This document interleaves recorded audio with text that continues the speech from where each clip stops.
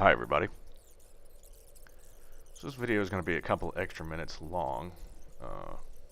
Do a lot here, so let's get going. First, still making the rudimentary pieces of the spars. We got the outer spar assemblies attached to the front spar, and also the very far edge rib is also attached to the front spar.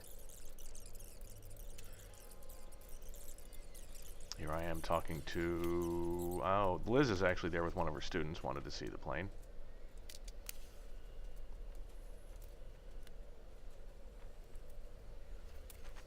Always like showing all the prospective new members for our club.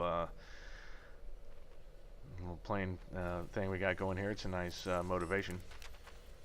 San Francisco, there's a lot of engineers here, and they find flying fascinating, so why not show them how much fun it can really be? Let's build a plane. So here I am marking on the elevator skins the same thing I was doing with the trim tab, which is where the foam blocks are going to go. Foam ribs, I should say. You can see I've got one of the little ribs on the table used as a width gauge.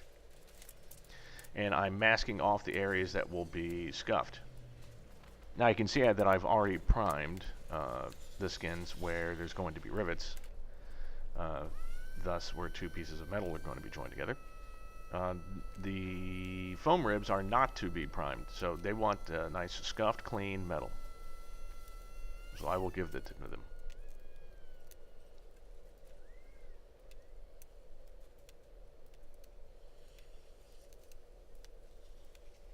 Here I am putting on those reinforcement plates I was talking about in the last video. Here's me trying to get cute and get a video of, a slow-mo video of the rivet squeezer. Using a beer can as a tripod.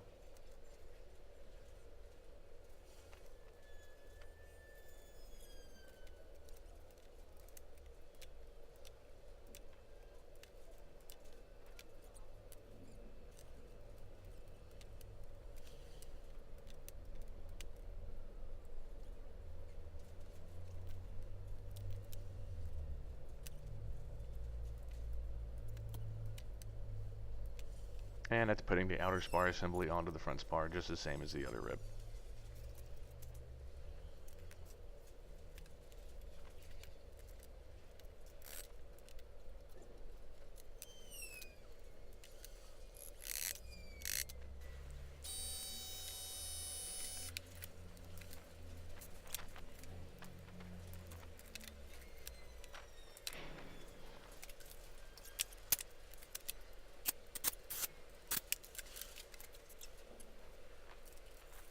Yeah, so two of those outer ribs, what you can't see is that outer rib actually isn't, it's not actually the outer rib, it's the inner rib, isn't at 90 degrees. That's where the rudder will be traveling back and forth, so it's got a nice wide angle to it.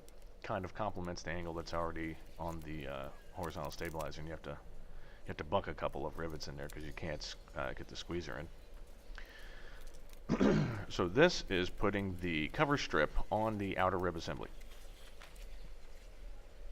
There I am kind of re-bending them back into shape.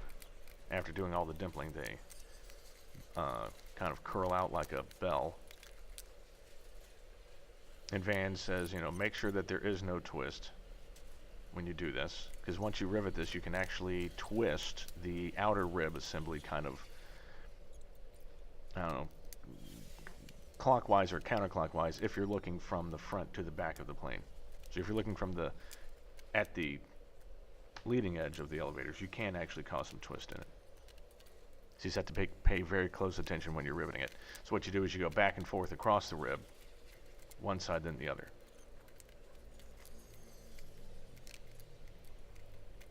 If you rivet them all down one side, it'll just make that whole metal just start to twist around.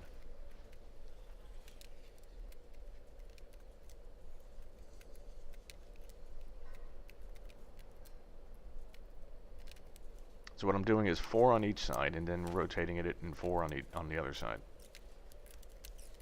with them overlapping only one row at a time.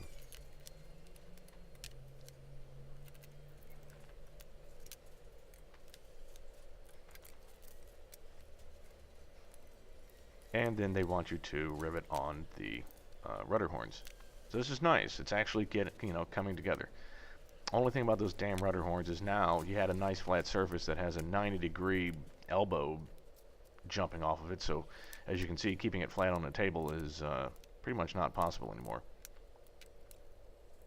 Thankfully, I have that nice big white work table.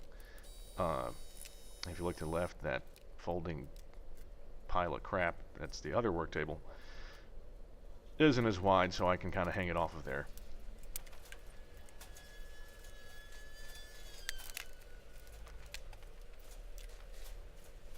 So, next day, same thing. Time to put the strap on the other side.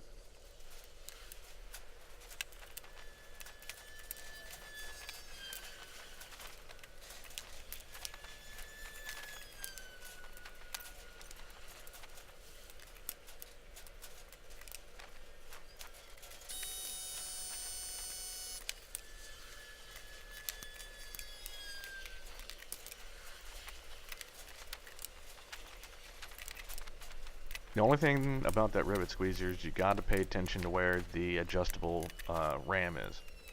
It can slowly slip, or at least that's my tendency. So about every 20 rivets or so, I just notice it's got big slots on the side, so you can see exactly where it was turned. It doesn't move that quickly, but a full turn is a 32nd of an inch, and we're dealing with 16ths and 30 seconds, so it's something to pay attention to.